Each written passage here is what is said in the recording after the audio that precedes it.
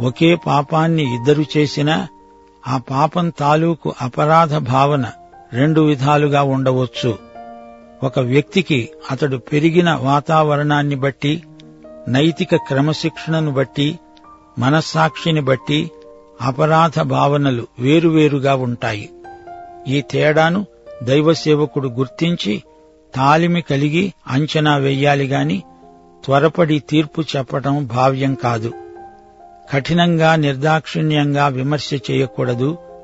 దైవసేవకుడు తన ఉద్రేకాలను అదుపులో పెట్టుకోవాలి.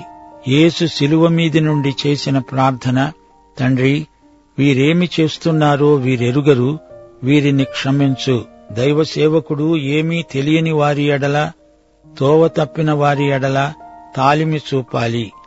తాలిమి అంటే తొందరపడకుండా నెంపాదిగా సానుభూతిపూర్వకంగా విచారించటం. ఈ విషయంలో యేసు ప్రభువే దైవసేవకులకు మాదిరి.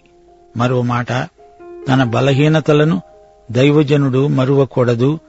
సైతానీయ శోధనలను ప్రతి ఒక్కరూ ఎదుర్కోవలసి ఉంది. తెలియక తప్పు చేసినా, నిర్లక్ష్యం చేత తప్పిపోయినా వారిని సానుభూతితో సంప్రదించి వారిని పశ్చాత్తాపానికి నడిపించాలి. దైవసేవకులు ఇతరుల పట్ల కనికరంతో వ్యవహరించాలి.